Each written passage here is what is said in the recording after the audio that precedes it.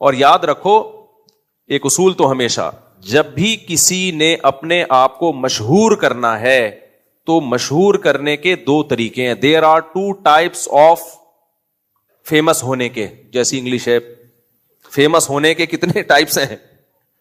دو types ہیں. ایک طریقہ تو یہ ہے کہ آپ میں کوئی قابلیت ہو، آپ محقق ہوں، کوئی ایسی چیز عوام کو دینا شروع کریں جو بڑی اٹریکٹیو ہو یا عوام کو اس میں بہت زیادہ فائدہ ہو. تو یہ طریقہ یہ بہت مشکل ہے، کیونکہ ہر فیلڈ میں پہلے سے ماہرین موجود ہیں. میڈیکل سائنس میں اگر آپ چاہتے ہو میں کوئی ایسی ریسرچ لے کر آؤں جو ہٹو بچوں قسم کی ہو، تو آپ لے آؤ گے؟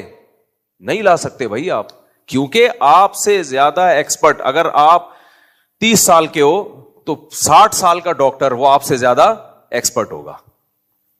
اگر آپ پاکستانی ہو تو امریکہ اور یو کے جو ریسرچ سینٹر میں ڈاکٹر بیٹھے ہیں وہ شاید آپ سے بھی زیادہ ایکسپرٹ ہوں. پھر اگر پاکستان میں ایکسپرٹ ہیں تو وہ آپ سے بھی زیادہ ایکسپرٹ ہوں گے. اس میں آپ کا سب سے زیادہ ایکسپرٹ بن کے اپنے آپ کو مشہور کرنا یہ آسان کام بولو نہیں ہے، بہت مشکل ہے. اگر آپ حکمت میں حکیم ہو، دیسی نسخے جانتے ہو، کلونجی کے یہ فائدے، ادرک کا یہ، فلانے کا یہ، اور خمیرہ گاؤ زبان، اور اطریفل استخدوس، اور اطریفل کشنزی، اور جناب ایک اور ہے یار، اللہ بھلا کرے، وہ پیٹ کے لیے بڑی اچھی ہوتی ہے، جوارش کمونی. میں اس لیے بتا رہا ہوں کہ میں اتنے فارغ نہیں ہے جتنا آپ کو لگتے ہیں.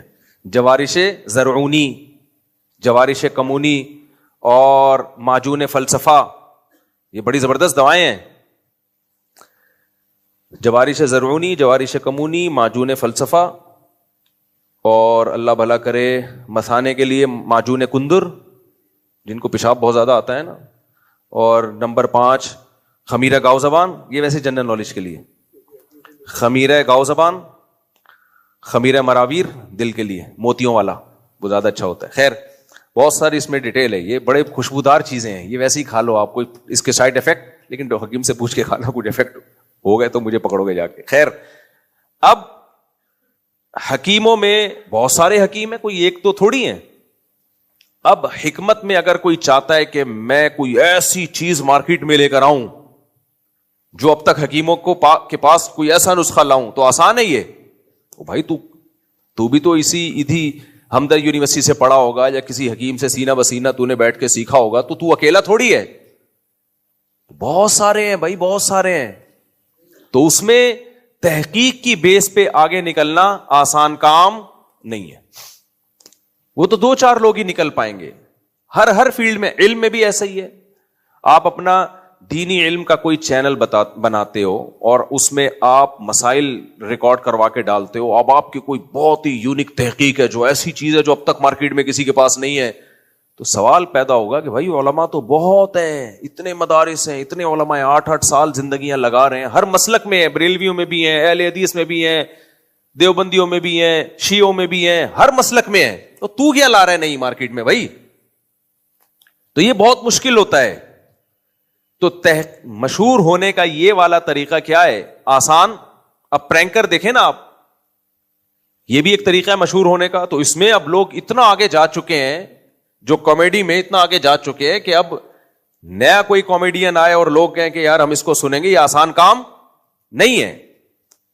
اس میں بہت سے لوگ پہلے اس فیلڈ, ہر فیلڈ کی بات کر رہا ہوں, چاہے وہ جائز ہو چاہے وہ ناجائز ہو.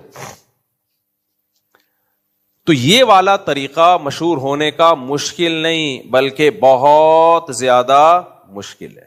اب آسان طریقہ میں آپ کو بتاتا ہوں جو مارکیٹ میں چل رہا ہے, وہ یہ کہ پھینکنا شروع کر دو. جتنے بڑے پھینکو بنو گے اتنی عزت بھی ہوگی اور اتنے سوسائٹی میں مشہور بھی. اور چیلنج دینا شروع کر دو, اور جب کوئی چیلنج قبول کرے تو بھاگ جاؤ. یہ طریقہ فیمس ہونے کا کیا ہے سب سے زیادہ, کیونکہ عوام کو تو تم چیلنج دے نہیں رہے. عوام کو چیلنج دو گے تو اس کو تو وہ تو بیچاری فارغ ہے.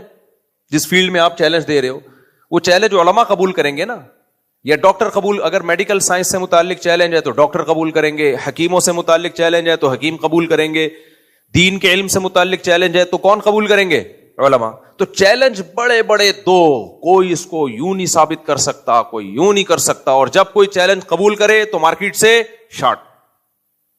تو لوگ صرف اس چیلنجز کے بھرم میں آئیں گے کہ یار کیا کانفیڈنس سے چیلنج کرتا ہے یار یہ بندہ. اور اگر کوئی میڈیکل سائنس سے متعلق بات ہے تو انگلش میں کچھ ریسرچ پیپر بھی شائع کر دو, یا امریکہ سے یہ ریسرچ آئی ہے انگلش میں.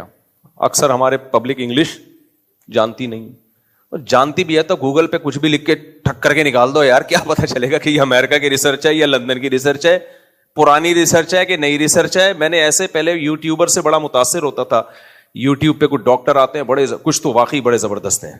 ان کا میں نام اس لیے نہیں لوں گا کہ میں یہاں پبلسٹی کے لیے تو بیٹھا نہیں, لوگ پھر کہیں گے شاید مفتی صاحب کا کوئی کھانچا چل رہا ہے ان سے. تو کچھ تو واقعی بڑے زبردست ہیں, لیکن میجورٹی میں کیا ہے یوٹیوب پہ, میجورٹی میڈیکل سائنس سے متعلق جو چینل ہیں وہ ہوتا نہیں ہے جیسا وہ بتا رہے ہوتے ہیں. وہ ریسرچ نہیں ہوتی.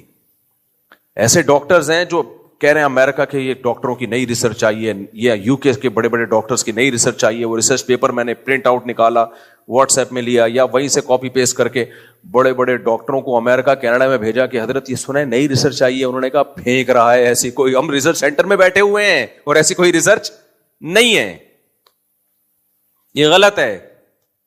اچھا بیچارہ جو یہاں ڈاکٹر ہے اس کو پتا بھی نہیں ہوتا کہ یہ غلط ہے, اس میں اتنی مہارت بھی نہیں ہوتی, اور پھر وہ ڈاکٹر اس فیلڈ کا بھی نہیں ہوتا ایکسپرٹ جس میں وہ ریسرچ پیش کر رہا ہوتا ہے.